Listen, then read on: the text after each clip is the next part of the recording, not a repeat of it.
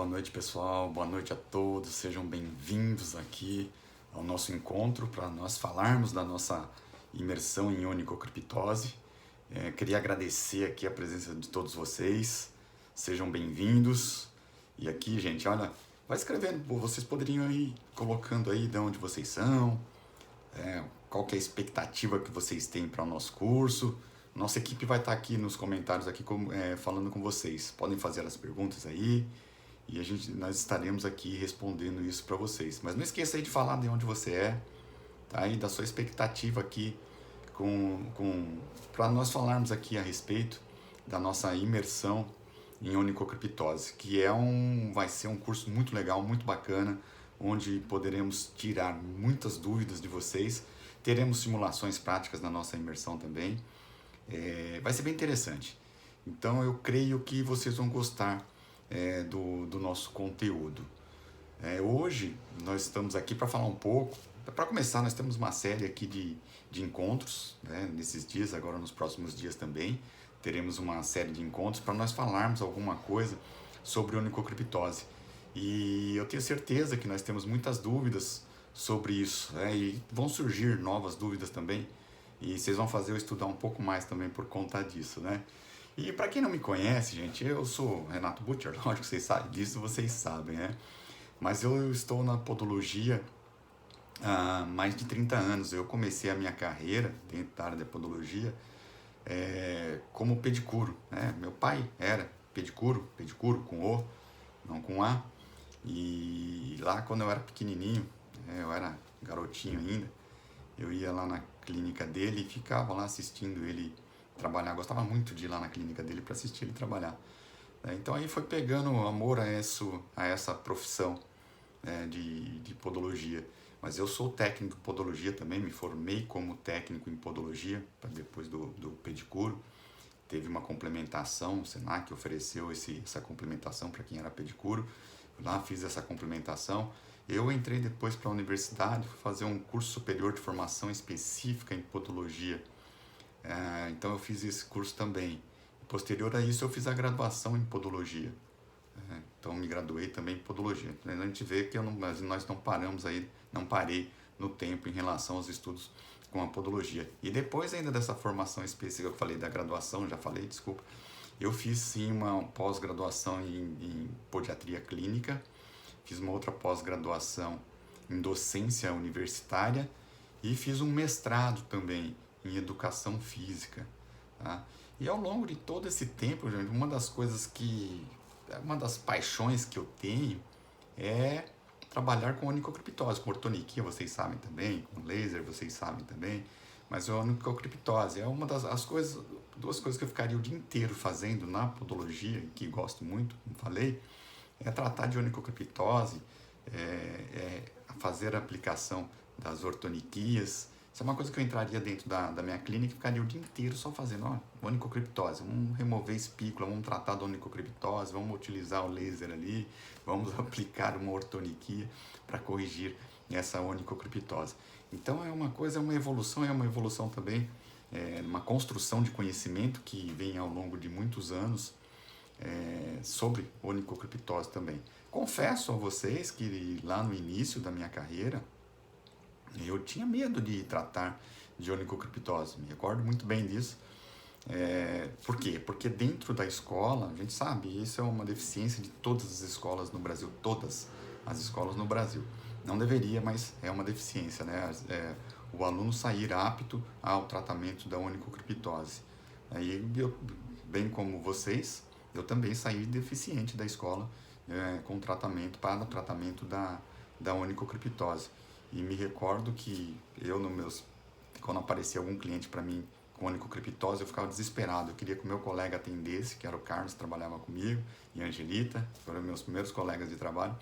E eu chamava eles para tratar, porque eu não tinha dificuldade, tinha medo ali de tratar, não sabia direito como fazer isso. Isso foi lá, no meu primeiro ano de trabalho, foi bem assim, até que de repente, né, quando eu saí de lá, montei a minha clínica e estava diante dos clientes com onicocriptose e tinha que tratar e não tinha ninguém ali naquele momento para me ajudar, né? E uma outra passagem que me recordo muito bem, dentro da sala de aula, e isso fez eu mudar a minha forma de tratamento, né? Ou toda vez que eu vou entrar numa onicocriptose, vou pegar um instrumental, um bisturi para fazer remoção de uma espícula, eu me recordo dessa passagem dentro da escola, que o nosso professor na época foi tratar de uma onicocriptose, nós todos em volta ali assistindo, e ele lá com o bisturi, de repente escapou o bisturi, enterrou no dedo do cliente, né? E o cliente lá sentiu muita dor, e aquilo foi chocante para mim. Eu acho que isso me levou a ter medo de tratar da onicocriptose, mas depois isso me ajudou na construção também da minha técnica, da nossa técnica, né? Da variação que a gente proporcionou para essa técnica de tratamento de onicocriptose. Então, sempre que eu vou tratar de uma onicocriptose, remover uma espícula, me vem na cabeça essa passagem do bisturi penetrando no tecido da pessoa porque escapou. Então, pode acontecer com a gente também, isso pode acontecer com a gente também, porque nem sempre a gente está muito bem. Né? De repente você está lá, trabalhou o dia inteiro, você vai atender uma onicocriptose às 8 horas da noite, a gente está cansado, a gente já não tem os mesmos reflexos, a gente já não domina já a técnica do jeito que deveria dominar. Isso pode acontecer também, né? Então a gente veio ao longo do tempo desenvolvendo algumas formas, né? Quando a gente pensa em instrumentais para remoção de espícula, tem vários instrumentais. Nós vamos falar de todos eles aqui. Na nossa imersão nós vamos falar bastante a respeito disso. E com certeza isso vai nos ajudar a melhorar a técnica que a gente tem. Eu sei que você já sabe fazer isso, eu sei que você sabe, você talvez tenha alguma dificuldade em algum ponto ou outro ponto, né, que acaba prejudicando na hora do tratamento, né? Existem muitos mitos aí, tem muito mito, tem muita verdade também aí em relação à onicocriptose. A podologia ainda é uma ciência nova, né? Por isso existem muitos tabus, muitos mitos e desinformações. Essas desinformações ainda são comuns no nosso dia a dia, né? As pessoas que apresentam, tem muitas pessoas que apresentam graves problemas aí nos pés por descuido, desconhecimento e até desconhecimento também, diria que é o desconhecimento também do profissional na área do tratamento, na hora do tratamento ali da onicocriptose. A gente tem que ficar muito atento a isso, a gente tem que conhecer todas as técnicas, eu tenho que conhecer todos os instrumentais que são utilizados para definir qual que é aquele melhor, qual que é o mais adequado para isso, né? Qual que é a técnica mais adequada para tratamento de uma onicocriptose. Quando eu falei de instrumentais, a gente está ali antes de curativo, né? Porque depois nós vamos falar também dos curativos, da necessidade dos curativos, os tipos de curativo que devem ser utilizados, tempo que eu tenho que deixar um curativo. Então, existe uma variação muito grande em tudo isso. E nós vamos ter tempo e oportunidade de conversar a respeito de tudo isso aí, né? A começar, quando eu falei de desinformação, e existe uma desinformação muito grande, não deveria isso existir, mas acontece. E a gente não deveria também ter esse erro. E eu vejo que muitas pessoas, muitos profissionais na área da podologia, cometendo esse equívoco quando a gente fala em infecção, vou tratar de uma infecção, e se referindo a uma onicocriptose. Então não pode, porque quando a gente sabe o que é onicocriptose, nós vamos falar também de definição de onicocriptose, porque a gente precisa entender, a gente não pode cometer esse tipo de equívoco, né? Porque eu falar que eu vou tratar de uma infecção, se você falar para mim, dizer para mim assim, olha, eu vou tratar uma infecção, eu vou ficar aqui pensando, o cara vai tratar uma infecção de unha, né? Infecção de unha, onicomicose. Onicomicose não é uma infecção? É uma infecção causada por fungos. A tinea pedis não é uma infecção? É uma infecção. Também não é. A verruga plantar não é uma infecção causada pelo papiloma vírus humano? Também é uma infecção. Então, como que muitos profissionais ainda colocam na tabela tratamento de infecção? Não é certo. Não queremos ser considerados profissionais da saúde, deveremos então agir como tal. Então, se eu vou tratar de uma onicocriptose, é uma onicocriptose. Então, eu tenho que entender a definição de onicocriptose para não cometer esse equívoco. Então, a gente vai falar sobre a definição de onicocriptose para você não cometer esse erro.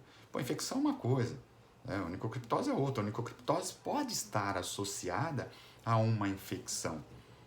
Então, pode estar associada a uma infecção, mas não necessariamente é uma infecção. Então, muitos, como falei, põe lá na tabela, tem gente que tem tabela de preço, está lá na tabela de preço definido tratamento de infecção. É errado a gente fazer esse tipo de coisa. Nós vamos falar, então, na nossa imersão, durante todo esse nosso tempo, nós vamos definir, e para que todos nós todos aqui que estamos aqui, que vamos participar lá da nossa imersão, a gente vai conseguir, e isso é legal porque eu transmito para vocês e vocês começam depois a transmitir para os outros colegas também. E a gente consegue mudar, porque eu diria que a grande maioria dos profissionais da área da podologia comete esse equívoco. Não pode, a gente não pode cometer esse tipo de erro, né?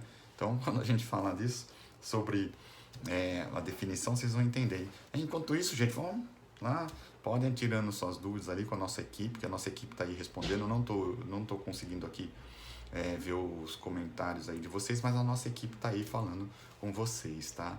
Então, quando a gente fala aí de onicocriptose, então eu falo um pouco aqui para vocês da definição de onicocriptose, né? Qual que é o mecanismo, né, que produz onicocriptose? A gente tem dois grandes fatores aí nos causadores da onicocriptose, que a gente tem o mecânico e tem a má formação também. Daí dentro do mecânico a gente vai lembrar de calçado, aí vocês vão falar, não é só o calçado, não é só o calçado, né, que vai causar isso, é o calçado, é a manipulação por profissionais capacitados e não capacitados também, que pode causar onicocriptose. Eu estou falando do mecânico, né? Num topão, um pisão também pode causar a onicocriptose. Ainda dentro do mecânico, quando eu falei de profissionais capacitados e não capacitados, significa que nós, podólogos, que somos os capacitados, também podemos provocar uma onicocriptose. Aí uma coisa muito interessante quando uma outra definição que é errada também dentro da podologia, é a classificação de uma onicofose, por exemplo. As pessoas chamam de onicofose, removeu pele na lateral, no sulco ungueal, na prega pele ungueal, e chama aquilo de onicofose. Onicofose, na verdade, é um calo, mas tudo bem. Independente de ser calo e de ser a pele, na nossa cultura se transformou onicofose em pele, mas independente de ser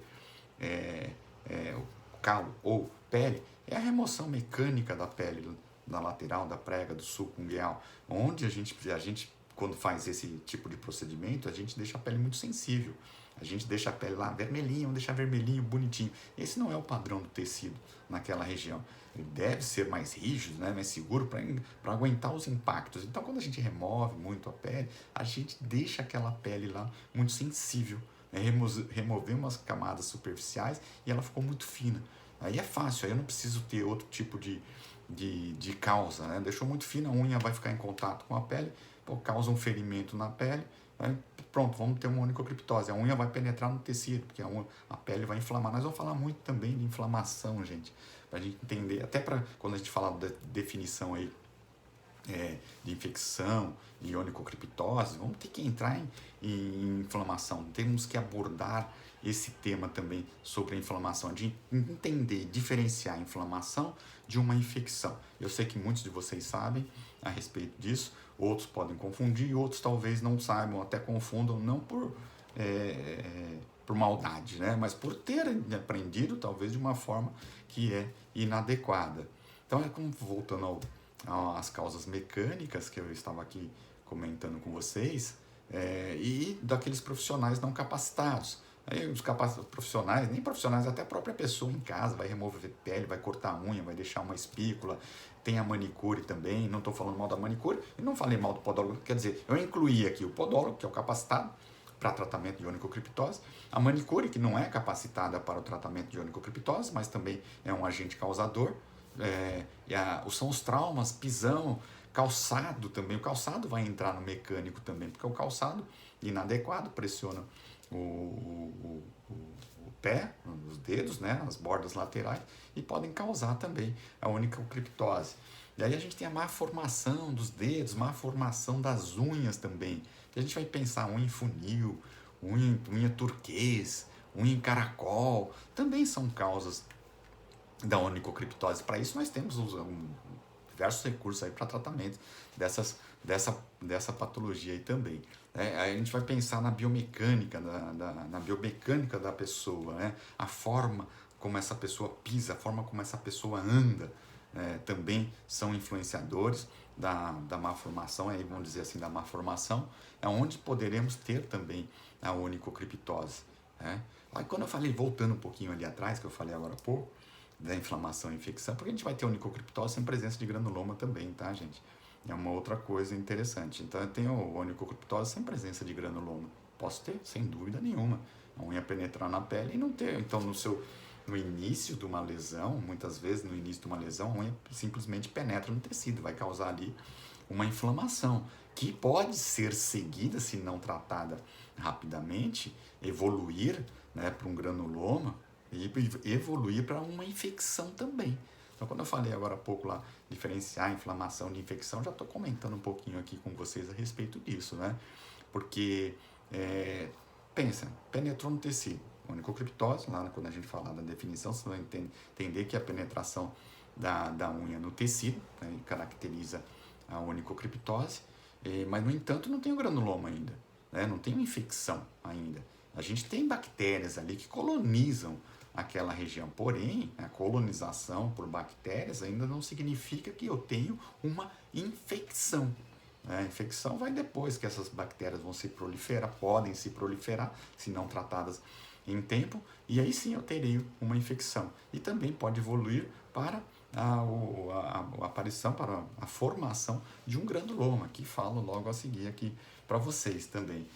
Tá? Gente, como é que tá aí? Espero que estejam gostando da nossa conversa, porque é muita coisa que a gente tem para conversar com vocês aqui. O assunto é muito extenso, e envolve muitas coisas. Quando a gente fala de onicocriptose, envolve muitas coisas mesmo, que a gente tem que dominar boa parte delas, ou a grande maioria dessas informações aí, né? Então, quando a gente aí falando de onicocriptose, né, para a definição da onicocriptose, né, que é a borda lateral da unha, ou o ângulo da unha, sobre estímulos de uma pressão contínua, vamos dizer assim, sobre estímulos de uma pressão contínua, já estou tirando aqui dessa minha fala a remoção da pele lá, vamos dizer, em situação normal do dedo da pessoa, né, da unha da pessoa ali. Então, lá, sobre os estímulos de uma pressão contínua, como eu disse para vocês, se funde na pele, né, próxima, nessa região próxima, e causa uma lesão de continuidade. Então a gente fala assim, é uma lesão de continuidade, é uma solução de continuidade. Então a unha penetra ali no tecido, né? Então em atitude de defesa, o nosso organismo tem que se defender dessa agressão, né? O organismo tenta se defender e reage para reparar essa ferida. Então é uma ferida que foi causada pela unha e o nosso organismo está reagindo, ele tem que reagir. Nós temos o nosso mecanismo de defesa. Aí ele vai produzir o que? Aí que vai se produzir, que pode se produzir, se não tratado em tempo, um tecido, que é o tecido de granulação não, que é o granuloma. Só que no caso, né, considerado por nós aqui, a insistência do fator traumatizante, que é a unha continua lá em contato com o tecido, faz com que esse tecido de granulação se forme, né, em um lugar, né, naquele lugar lá, em um lugar de involuir, em vez de involuir, né, que a gente pensa assim, teria que evoluir. Se eu não fizer nada, ele não vai evoluir. O que vai acontecer? Ele vai se proliferar. O organismo está tentando se defender. Se eu não remover aquela espícula, o que acontece? O organismo continua entendendo que existe um agressor e esse granuloma se prolifera. Ainda nesse momento nós não temos infecção, tá? Posso não ter infecção. Como eu falei, eu posso ter uma colonização de bactérias e não uma infecção, né? São duas coisas que são diferentes aí, tá bom? Como é que tá aí, gente? E as perguntas aí? A nossa equipe aí tá respondendo direito aí para vocês? Se não tiver, cobre aí. A equipe tá aí respondendo. O Marcelo tá dando uma ajuda aqui pra gente aqui agora também. E toda a nossa equipe tá aí também. O Marcelo faz parte da equipe do Marcelo, né? E ele tá sempre aqui dando uma grande força pra gente aqui, tirando algumas dúvidas com vocês aí. Talvez eu vou ficar com dificuldade nas dúvidas técnicas, né? De responder alguma coisa para vocês de forma técnica. Como eu falei, eu não tô conseguindo ver aqui os comentários de vocês, mas a nossa equipe está aqui conversando e falando com vocês a respeito disso, né? Que legal. E para você que está chegando agora também, seja bem-vindo, seja bem-vinda, meninos, meninas. Então, eu falei aqui da lesão, né, da solução de continuidade para vocês, né, que é uma lesão de continuidade que é primitiva, que é provocada pela espícula da unha. A espícula é como um corpo estranho que está ali, vocês já sabem disso, né? Então, enquanto a gente não remover essa espícula, não vai sanar esse problema, né? Então essa lesão não é cicatrizada, apesar de haver sido, né, formado um abundante tecido de reação. Então o organismo tentando reagir, cicatrizar aquela região, só que ele não consegue eliminar aquele corpo estranho, né? Então essas nossas células de defesa não conseguem eliminar a unha, né? Não é páreo para a unha que penetrou ali no tecido. E ela continua, aquele tecido de granulação, evoluindo enquanto a gente não remover aquela espícula, né?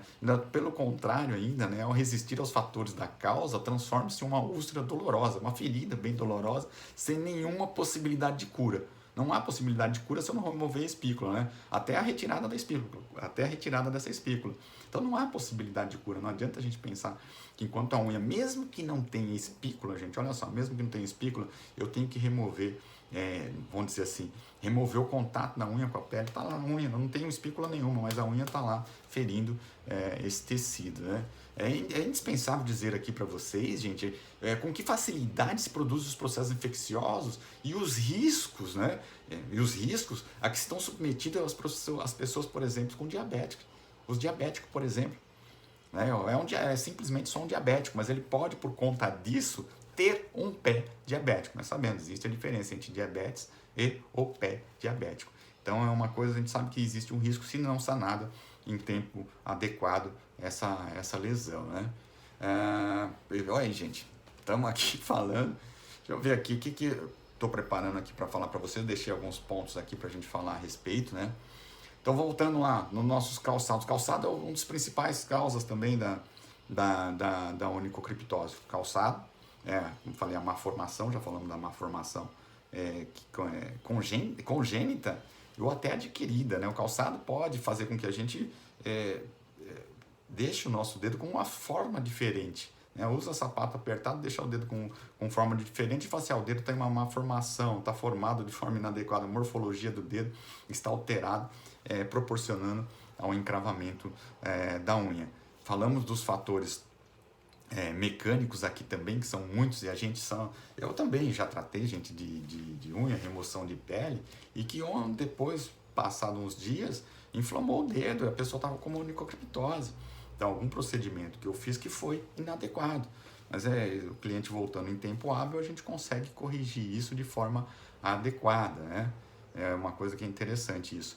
A gente deixar sempre o cliente orientado quanto a essa necessidade, se a gente observar ali que fez algum procedimento que pode gerar algum transtorno futuro, fala com o cliente volte imediatamente. Se o cliente deixar para voltar depois de 20 dias, já vai estar com um granuloma muito grande.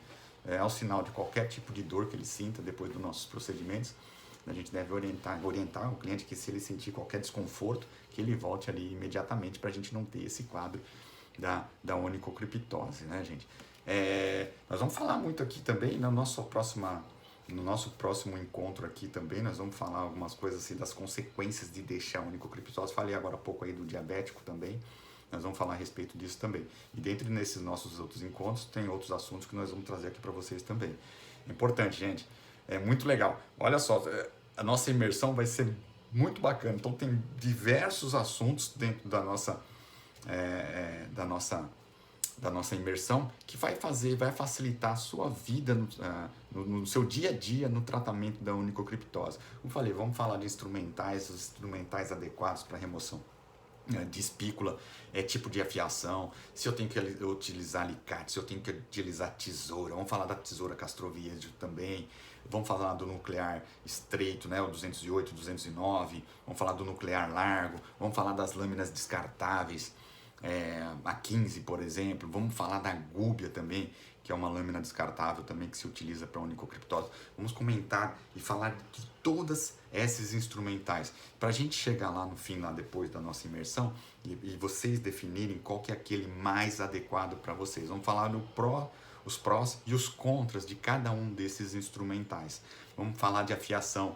Nós teremos durante a nossa imersão uma prática de afiação de instrumentais também. Vamos mostrar uma prática para vocês, na hora ali ao vivo para vocês, da afiação de instrumentais, da afiação de um 208, da afiação de um 209. Então nós teremos oportunidade ao vivo de afiar os nossos instrumentais. Vamos olhar para a cara do nosso instrumental ali, vou mostrar para vocês aqui ao vivo também como que esse instrumental deve ficar, como é que é o formato dele, se ele tem que ficar quadrado, se é um formão que eu tenho que fazer para a onicocriptose, se ele tem que ficar arredondado, vamos falar sobre isso também.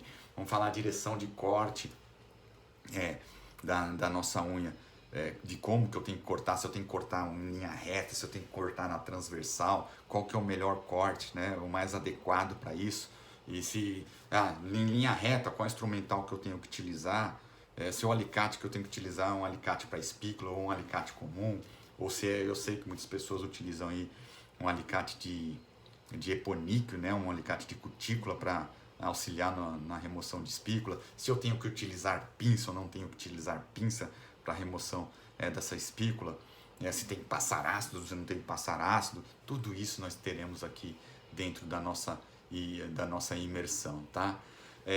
Isso gente, como eu falei da morfologia, tá? Agora há pouco falei da morfologia ungueal também, que é um fator importante quando a gente fala assim, a unha involuta também. Então, se eu tenho uma unha involuta, ela favorece a formação da onicocriptose. Né? Você não sabe, tem dúvida do que é unha involuta, nós vamos ver também. Depois eu vou mostrar umas imagens para você. Lá na nossa imersão nós teremos. A unha telha também favorece a formação da onicocriptose, sem dúvida nenhuma, unha em funil, unha em gancho, unha em turquês, unha em caracol, todas elas. E para isso nós temos recursos. Então tem a forma adequada de eu cortar a unha involuta em onicocriptose, tem, e unha em telha, unha em funil. Eu tenho uma forma adequada de cortar, tem as suas variações, né? Vai depender de cada pessoa, mas tem um corte ideal para telha, para funil, para gancho. Tem um corte que deve ser utilizado para cada um deles na remoção de uma espícula ali em onicocriptose, tá, gente? Nós vamos ter aqui o grau da onicocriptose. Então, para cada fase da onicocriptose, a gente tem lá estágio 1, 2, 3, né? Grau 1, 2, 3, grau 4. Em alguns estudos nós encontramos até o grau 5 da onicocriptose. Vamos falar de cada um deles, porque para cada uma das fases é um tipo de tratamento que eu devo utilizar, é um tipo de protocolo que eu devo utilizar. Até na hora do curativo também, porque dependendo do grau da onicocriptose, é um tipo de curativo que eu vou utilizar. Dependendo do grau da onicocriptose, é um tipo de corte que eu tenho que fazer também.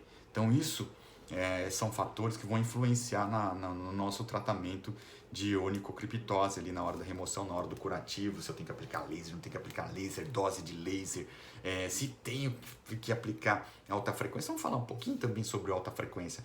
Então lá na nossa imersão tem um aparelho de alta frequência para mostrar ele para vocês. Vamos falar sobre os estudos científicos do alta frequência, o que eles trazem para a gente em relação à utilização lá em onicocriptose. Ele funciona ou não funciona? Vamos conversar a respeito, que é um assunto que é um tanto longo. Tenho que disponibilizar para vocês e falar para vocês sobre os artigos científicos. E para quem estiver lá no nosso curso também, nós vamos disponibilizar esses artigos científicos que falam ali do uso também do alta frequência, tá?